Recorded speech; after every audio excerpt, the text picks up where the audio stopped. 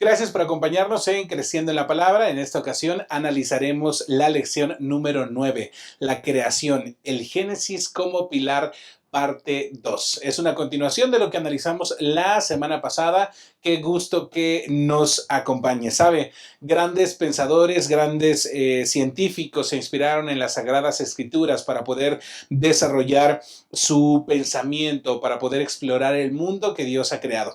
Algunos de ellos, Sir Isaac Newton, John Ray, Robert Boyle, entre muchos otros, tomaron parte de su inspiración en los escritos de la Biblia para poder desarrollar su pensamiento. Sin embargo, muchos otros han optado por desacreditar lo que dicen las Sagradas Escrituras. Y vamos a analizar en esta ocasión qué dice la Biblia con relación a su autoridad a través de Génesis capítulo 1 al 11 y su interconexión con algunos otros puntos en las Sagradas Escrituras. Así que quédese con nosotros en Creciendo en la Palabra y estudiemos juntos las Sagradas Escrituras. Vamos a orar. Señor, te agradecemos por tu amor y por tu misericordia. Gracias por tu bendición y tu cuidado. Ahora que hemos de abrir las Sagradas Escrituras, deseamos que tu Santo Espíritu sea el que nos dirija y nos acompañe en este estudio. En el nombre de Cristo Jesús, amén. Comenzamos.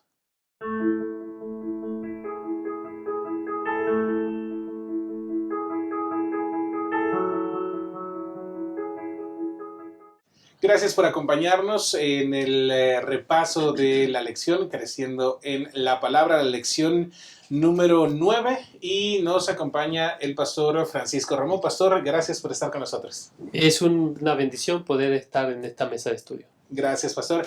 Y está con nosotros también el pastor David Marván. Pastor, qué gusto que nos acompañe. Muchas gracias, es un honor y un gusto para mí volver a acompañarlos y participar de esta lección número 9. La creación, el Génesis como pilar.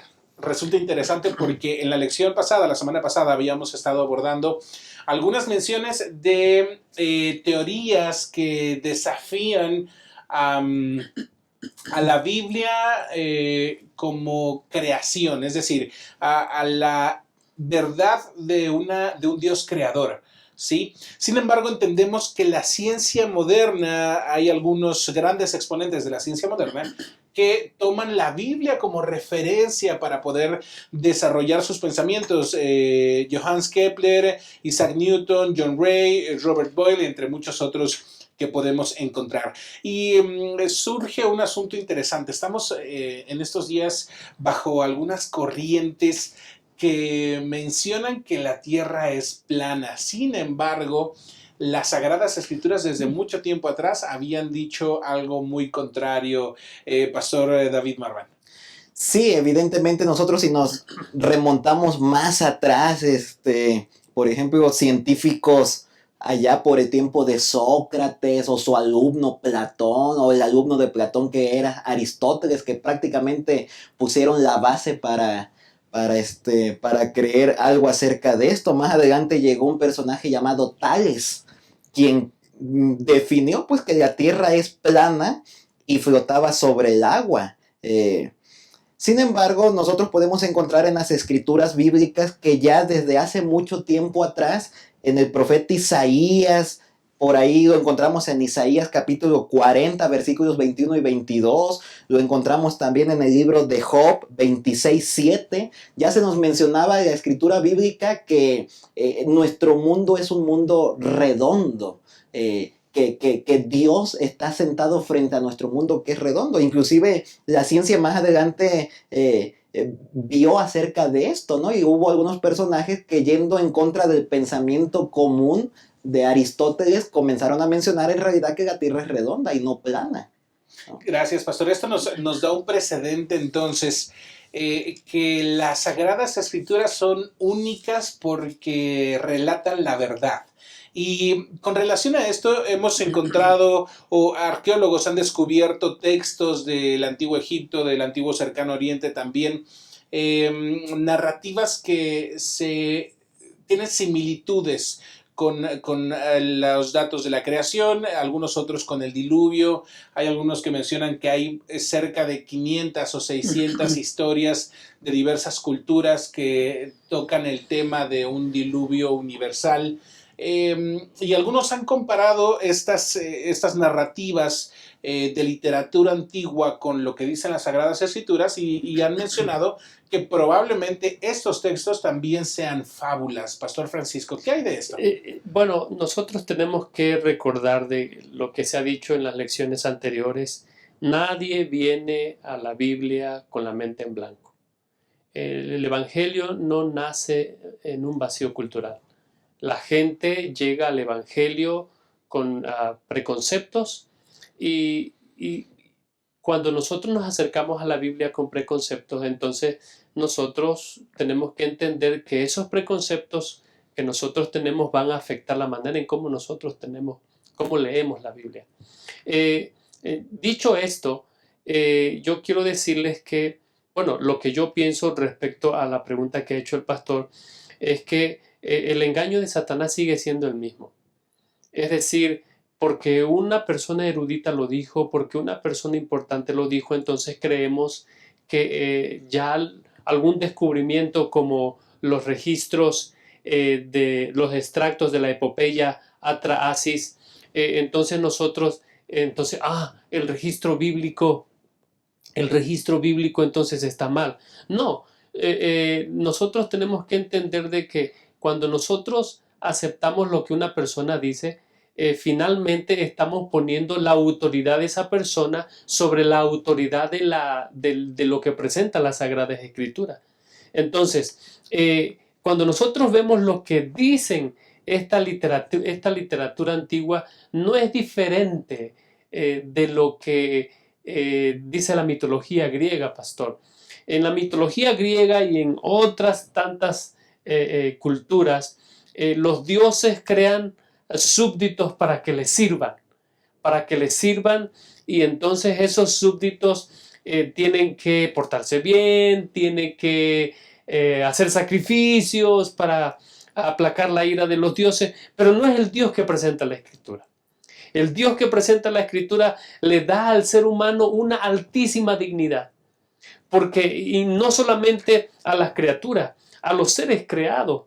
Cuando nosotros vemos a Génesis 1, vemos que en el día 1 el Señor crea la luz y en el día 4 Dios establece las lumbreras. Es interesante hacer énfasis en esto porque en la siguiente sección, cuando hablemos del paganismo, vamos a ver que el Señor está evitando que se vea al sol y la luna como objetos de adoración, En el día segundo crea el firmamento, los cielos y el mar, y ¿quiénes lo vienen a ocupar? Los peces y las aves. En el día tercero separa la tierra de las aguas y entonces pone la vegetación. ¿Para qué? Para que cuando vienen los animales, los terrestres y el ser humano, todo está preparado. ¿Para qué? Para que el ser humano, la corona de la creación, venga a disfrutar de lo que Dios ha creado para él, porque es importante. Entonces, tenemos que tener cuidado donde nosotros ponemos nuestras creencias. Yo recuerdo que cuando era niño, voy a cerrar con esto, yo cuando era niño, recuerdo que en los libros de geografía o de historia, no me acuerdo, aparecía que la Tierra estaba sobre una gran tortuga. Y entonces los temblores ocurrían por esa gran tortuga. Pero ¿dónde tienen su origen en concepciones humanas? En concepciones humanas, pero cada vez que los geólogos, los científicos estudian cómo está formada la Tierra, las placas tectónicas y todo, y nosotros lo vemos a la luz de lo que dice la Biblia, el diluvio, la creación, todo hace sentido. Tenemos que tener cuidado qué hacemos la fuente de nuestra creencia y nuestra teología como la última autoridad de fe. Si es la Biblia, nosotros vamos a aceptar el registro bíblico y entonces de esa manera nosotros entendemos cómo el mundo está hecho, pastor. Gracias, pastor. Si quisiéramos tropicalizar un poquito más la parte del paganismo, quiero que vayamos hacia nuestras culturas mesoamericanas. Hay un escrito que se llama el Popol Vuh. Y entonces este escrito menciona que los dioses crearon hombres de maíz y los metieron al horno. Entonces los que salieron más blanquitos, como mi pastor, salieron crudos. Y los que salieron más morenitos se quemaron. Pero los que salieron perfectos en el punto medio, es decir, ni tan blancos ni tan morenos como su servidor, entonces fueron los hombres perfectos. ¿Qué tiene que ver estos mitos de creación paganos, como mencionaba el pastor, de crear hombres o criaturas diseñadas para servir, con lo que realmente nos habla el Génesis de la creación, pastor David Marván? ¿Por qué Moisés evita utilizar sol, luna y escribe lumbrera mayor, lumbrera menor? ¿Qué discusión hay con el paganismo o los mitos de la creación paganos con lo que menciona las Sagradas Escrituras? Yo creo, de acuerdo a lo que estamos estudiando, no tenemos que olvidar el contexto general. Estamos estudiando la escritura bíblica como la única regla de interpretación. Correcto. Yo creo que el punto clave aquí es que tenemos infinidad de textos de cualquier otra cosa, ¿no? Como lo estamos viendo ahora en el mundo pagano, en la misma ciencia. Es decir, nosotros en nuestra escritura bíblica tenemos el registro de cómo fue la creación. Hay otros registros de otras culturas del antiguo cercano oriente que ya se hizo análisis de uno en el que menciona cómo creen que fue la creación. Aquí el punto es que tenemos que tener cuidado de toda la literatura que está alrededor nuestro.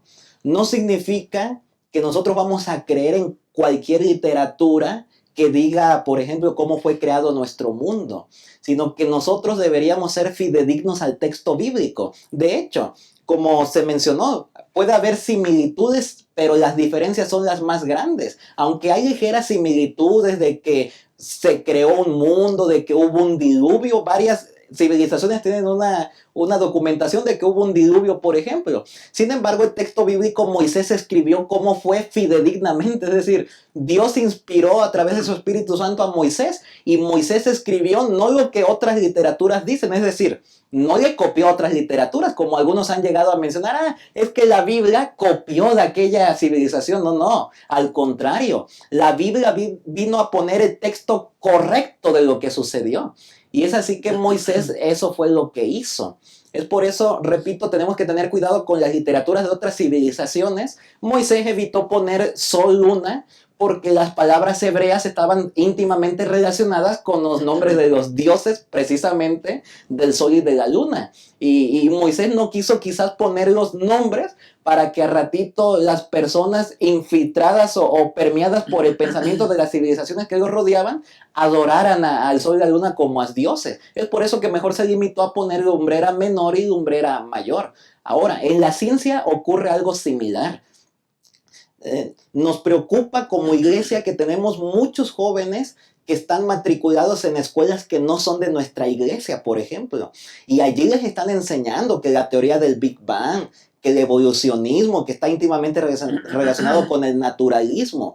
De hecho, si nosotros analizamos la ciencia, podemos darnos cuenta que ellos tienen 3 puntos bien importantes en cuanto al proceso evolutivo del naturalismo. Número 1, que la naturaleza no está controlada por espíritus sobrenaturales, sino a través de leyes naturales.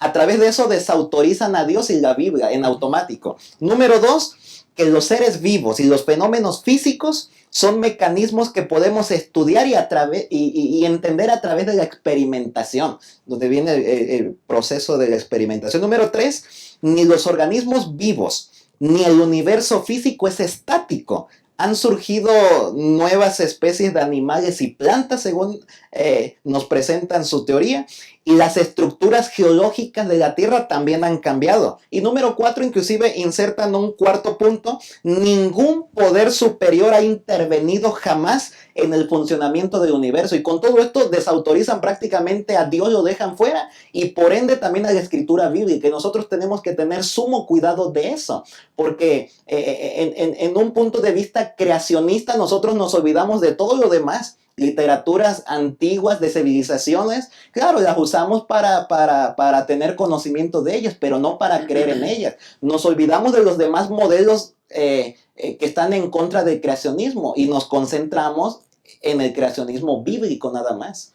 Excelente, muy bien. Gracias. Entonces, resumimos, muchos de los textos antiguos mencionan la creación como un asunto de improvisación, de alivio de la ardua labor de los dioses. Sin embargo, las Sagradas Escrituras hablan de una creación y de un hombre creado para ser un vicerregente de Dios, de tal forma que el mismo David dice, lo hizo un poco menor que los ángeles. Muy bien, vamos a ir a una breve pausa y regresamos a Creciendo en la Palabra.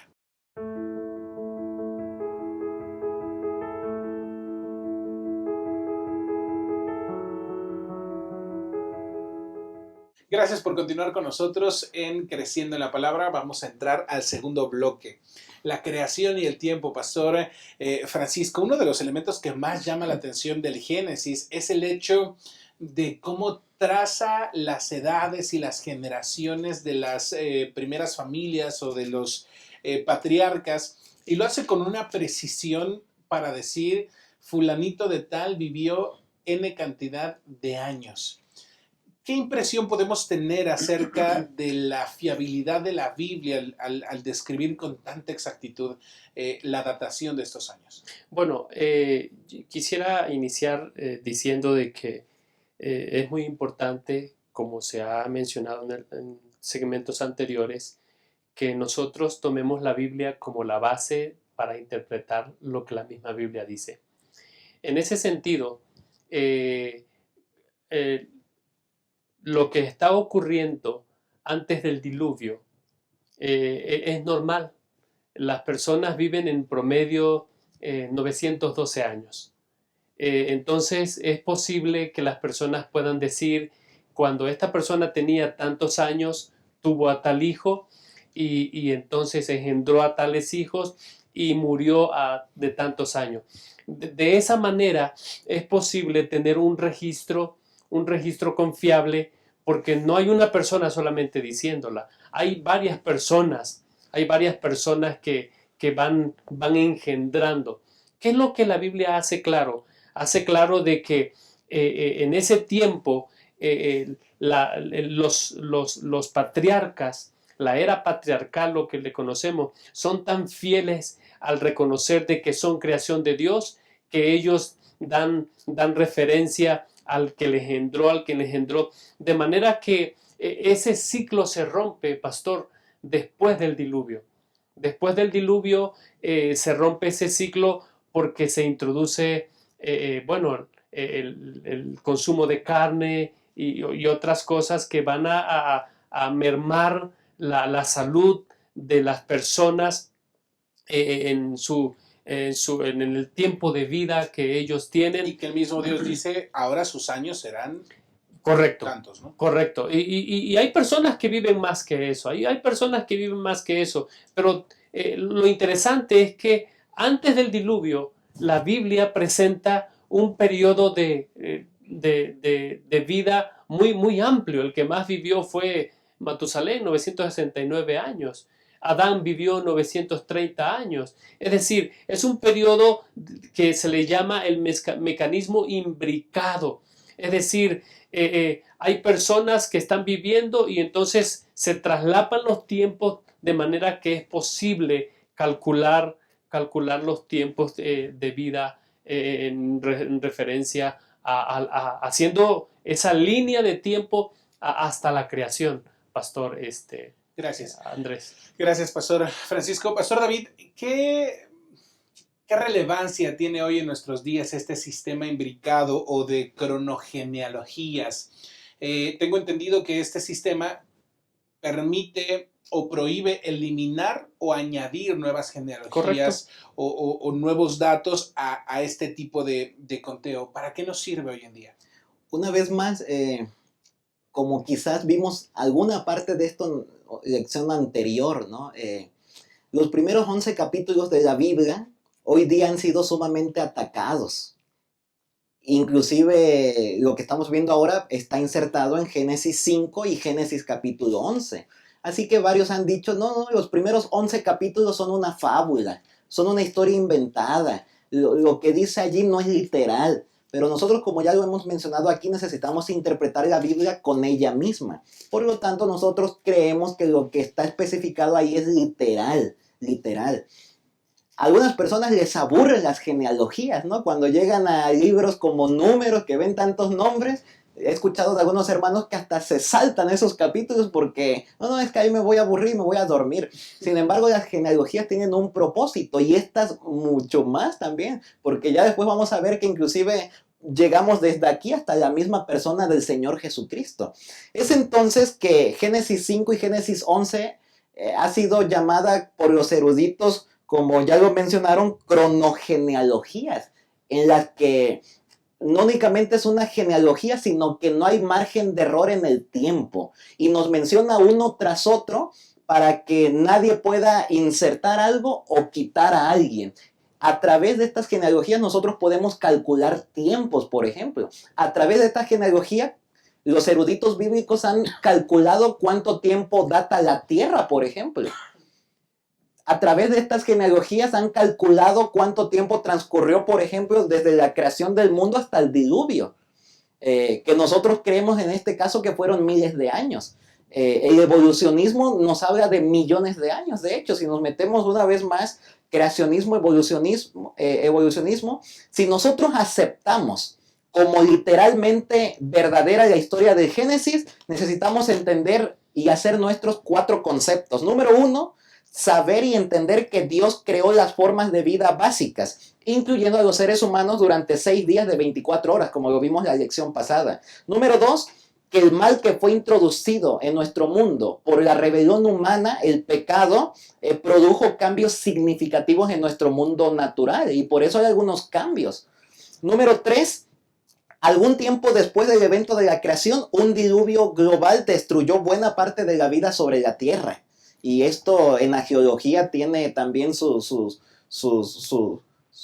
buena parte para estudiar tanto del lado creacionista como del evolucionista. Y número 4, estos eventos sucedieron en pocos miles de años. Estas genealogías es lo que nos dice. Si creemos como literal estas genealogías, vamos a creer que nuestro mundo lleva miles de años, no millones de años, como dice el evolucionismo o cualquier otra teoría. Excelente, pastor. Muchas gracias. Pastor Francisco, entendemos que estos 2 registros que menciona el pastor David, tanto el capítulo 5 como el capítulo 11 del Génesis, son registros históricos. ¿Pero hay alguna verdad teológica escondida entre estos registros? Bueno, la verdad teológica es que Dios es el sustentador y soberano del universo, pastor. Entre Génesis 5 y Génesis 11 nosotros podemos ver cómo Dios se revela, cómo Dios, Giri Moscala, hablando acerca de especialmente del diluvio, ahí empieza a verse que Dios es un Dios que no va a traer el juicio antes de dar la oportunidad a las personas de acogerse a la provisión que Él ha hecho. Cuando a Noé se le llama para que construya el arca, él predica 120 años, pastor. ¿Qué predica 120 años? El Señor va a traer juicio sobre la manera de vivir de este pueblo. 120 años. Y después de eso, querido pastor, lo que Él hace es que el diluvio se convierte en un juicio en miniatura. Es decir, el Señor empieza a decir cómo el Señor va a tratar a las personas a través de las edades. De hecho, Jesús mismo habla acerca de la venida del Hijo del Hombre como la gente viviendo como en los días de Noé. Personas que pensaban, no va a ocurrir nunca eso que se llama diluvio. Hay personas que piensan que este mundo se va a autodestruir. No, Dios va a traer a juicio a aquellas personas que están destruyendo al mundo. Y qué bueno es ser pregoneros de esperanza, pregoneros de esa vida y de ese Dios que el Señor de ese Dios que nosotros creemos, querido pastor. Amén. Muy bien, pastores, muchas gracias. Vamos a ir a una breve pausa y vamos a regresar a el tercer y último bloque de esta lección, que tiene que ver con la creación y su relación con las Sagradas Escrituras. Volvemos, quédese con nosotros.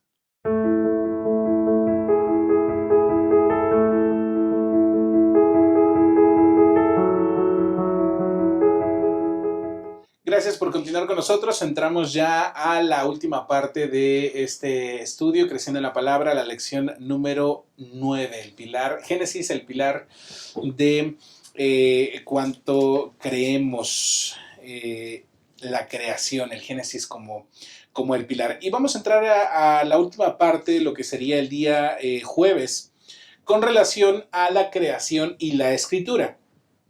La Biblia, a lo largo de diferentes partes, hace referencias directas al libro de Génesis, desde el capítulo 1 hasta el capítulo 11, que son los capítulos que, digamos, los críticos tienen mayor controversia con estos capítulos. ¿Qué podemos encontrar en algunos de estos pasajes, Pastor Francisco? Bueno, lo que podemos encontrar es que la misma Biblia valida al registro bíblico. Es decir, nosotros no tenemos que esperar que alguien más, o sea, que una fuente fuera de la Biblia venga a autorizar o validar la Biblia. Es la misma Biblia que lo hace. ¿Y quién lo hace? Lo hace en la persona de ¿quién? Del mismo Jesús. En la persona del mismo Jesús. En Mateo 19, 4 y 5 y Marcos 10, 6 al 9 encontramos donde Jesús les dice: ¿no habéis leído desde el principio que Dios los hizo mujer y hombre? ¿A qué se está refiriendo? No solamente a la creación de Dios, está refiriendo también, dice, y serán una sola ¿qué? Una sola carne. Está validando el principio bíblico de la creación. En Lucas capítulo 11, 50 al 51, dice que a esta generación se le va a demandar la sangre de todos los profetas, desde Adán hasta Zacarías. O sea, ¿qué está haciendo Jesús? Está validando el registro bíblico y está ampliando que prácticamente abarca todo el Antiguo Testamento. Entonces, la Biblia misma valida a la Escritura. No solamente la Escritura, Juan 1, 1 al 3, que ya lo leímos, en el principio era el verbo era con Dios y el verbo era Dios. Hechos 14, 15, el Dios vivo que hizo los cielos y la tierra. Bueno, la Biblia hace referencia. ¿Qué hace? Lo que se le llama la intertextualidad.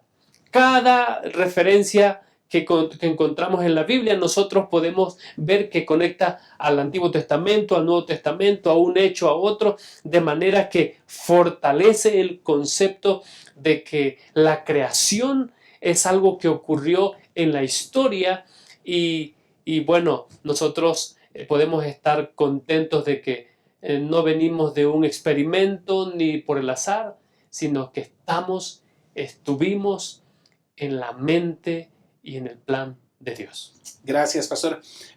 Pastor David, hay algunos otros autores dentro de la Biblia que también hacen referencias directas a estos escritos de Génesis capítulo 1 al 11. Sí, de hecho en otra lección, una de las primeras lecciones de este trimestre, ya habíamos visto una lección algo similar a esta, en la que autores del Nuevo Testamento validan el Antiguo Testamento. Sin embargo, esta va un poquito más allá. Estamos hablando de los 11 primeros capítulos de la Biblia, que repito, son el foco ahorita de argumentación para varios grupos fuera de nuestra iglesia que lo atacan. Para desautorizar. Para desautorizar lo que la Escritura bíblica dice. Y esto es sumamente importante porque aquí hay verdades extraordinarias en estos 11 capítulos. Ahora, hemos visto ya que durante este día, jueves, que hay varios autores que hablan acerca de estos primeros 11 capítulos y al hacerlo nos confirman que el texto bíblico es verídico. Si únicamente nos quedáramos, como dijo el pastor Francisco, con el Señor Jesús, pues ¿quién le va a debatir al Señor Jesús? ¿Quién va a decir que el Señor Jesús los utilizó como una fábula? No, Él los mencionó porque es verídico. Sin embargo, tenemos más autores que hablan acerca de eso. Entre los autores vimos aquí, por ejemplo, a Pablo. Pablo tiene innumerables de citas. Aquí mencionó algunas nada más, pero hay muchísimas citas en los escritos de Pablo que nos llevan a la creación. Romanos 1, por allí vimos, 2 Corintios 4:6, Efesios 3:9, 1 Timoteo 2:12 al 15, entre otros más. El apóstol Pablo inclusive en otra ocasión en Romanos 5 vincula a Adán con Jesús. Es decir, si a Jesús lo considera una persona histórica, verdadera, por consiguiente, al compararlo con Adán, también menciona y nos está diciendo Pablo que Adán es una persona histórica, verdadera. Así como la muerte entró por un hombre, la redención viene y la vida por Jesús. Así que bueno, varios escritores bíblicos nos hablan de que los primeros 11 capítulos de la Biblia los necesitamos entender en forma literal. Esto es entender nosotros el punto de vista bíblico creacionista. De hecho, hay un autor por ahí, Pedro, en la segunda carta de Pedro capítulo 3, en el que hace referencia a la creación y de hecho también hace referencia al diluvio. Y me llama mucho la atención un verso aquí, versículo 4, segundo de Pedro 3:4, y diciendo, ¿dónde está la promesa de su advenimiento? Porque desde el día en que los padres durmieron, todas las cosas permanecen así como desde el principio de la creación. Estamos en el contexto de la creación. Estos ignoran voluntariamente que en el tiempo antiguo fueron hechos por la palabra de Dios los cielos y también la tierra, que proviene del agua y por el agua subsiste. Hasta aquí. Cada vez que yo hablo acerca de estos textos y los vinculo con ciencia y religión, les digo a los hermanos o donde estoy predicando, miren, hoy día las personas de ciencia ridiculizan a los cristianos, diciéndole que son ignorantes, que tienen la mente cerrada, que no podemos aceptar ninguna otra teoría, que únicamente nos enfrascamos en la Biblia y nuestra mente no da para abrirnos a otras cosas más. No es que nuestra mente no dé para abrirnos a otras cosas más. Como lo dijimos en una sección anterior, sí analizamos lo demás, pero no lo creemos. Nosotros creemos en el texto bíblico. Pero qué interesante que hoy día el mundo llama ignorante a los cristianos, cuando el texto bíblico dice que los ignorantes es al revés. Los ignorantes no son los que creen en el texto bíblico, sino que los ignorantes, dice el texto aquí, versículo 5, efectivamente son los que no creen en el creacionismo. O sea, los que no creen que Dios creó los cielos y la tierra, a estos es a los que está llamando ignorantes la Biblia. Y miren, aunque hay muchas personas que están del lado del evolucionista, también tenemos científicos creacionistas que creen pues en el creacionismo. En la misma iglesia adventista tenemos autores científicos creacionistas. Por ahí tenemos a Leonard Brand, que ha escrito mucho. De hecho, este libro está altamente recomendado. En el principio, hace tiempo lo tenía Gema, no sé si ahora todavía lo tenga, es más fácil de adquirir. Leonard Brand tiene otro libro también, Fe y Razón en la Historia de la Tierra, un paradigma de los orígenes de la Tierra y de la vida mediante un diseño inteligente. Y hoy día, de hecho, hay muchos científicos ya que se están pasando al diseño inteligente, que aunque no están hablando directamente de Dios como el creador, dicen que hay alguien detrás de toda la naturaleza que lo creó. Y eso está íntimamente relacionado con la Biblia. ¿Qué quiero decir con esto? Como creacionistas no es que estemos cerrados y número dos, que no tengamos evidencia para creer o que estemos separados de la ciencia. No, no. El creacionismo está íntimamente relacionado con la ciencia. Tanto así que Dios se sigue valiendo de las leyes científicas para poder gobernar nuestro mundo. De tal manera que hay científicos que están del lado del creacionismo, del diseño inteligente. No creamos pues que somos nosotros los ignorantes. Necesitamos estudiar, claro, las diferentes posturas. Sin embargo, como cristianos, como adventistas del séptimo día, creemos fidedignamente en el texto bíblico y en el creacionismo. Excelente, pastor. Muchas gracias. Hemos llegado ya al final de nuestro estudio y me gustaría conocer sus conclusiones en breves palabras, pastor Francisco. Sí, bueno, la Biblia presenta un relato muy exaltado de la creación. Eso nos da valor como seres humanos, nos da un propósito y una misión en esta tierra y pone delante de nosotros una esperanza. Esa esperanza de la aparición de Jesús en las nubes de los cielos, donde nosotros creemos que el Señor recreará la tierra conforme a su promesa y viviremos con Él por la eternidad. Muchas gracias, Amén, Pastor. amén. Pastor David. En la misma línea de pensamiento, sin duda alguna, yo prefiero creer en el sistema creacionista, porque sin ese sistema en vano sirve ser cristianos. En vano sirve creer en la escritura, en Jesús mismo y en que regresará por nosotros.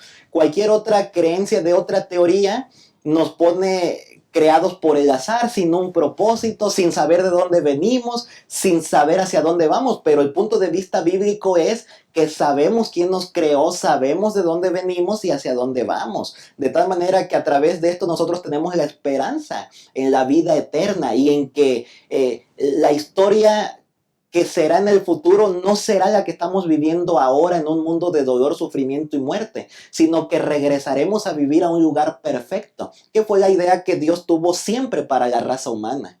Excelente. Muchas gracias, Pastor Francisco, Pastor David. Gracias por acompañarnos. A usted también gracias por estar con nosotros en Creciendo en la Palabra. Dios le bendiga. Nos vemos en la próxima.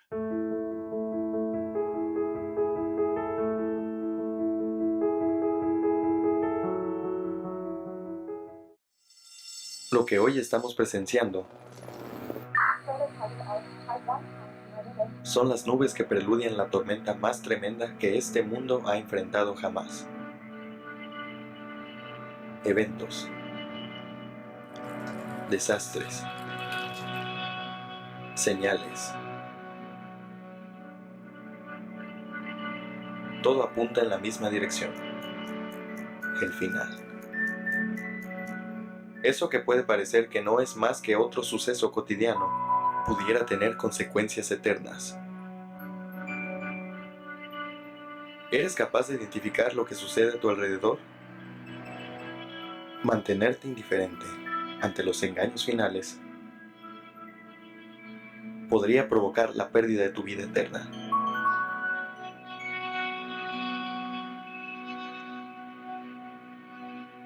Mantente en alerta roja.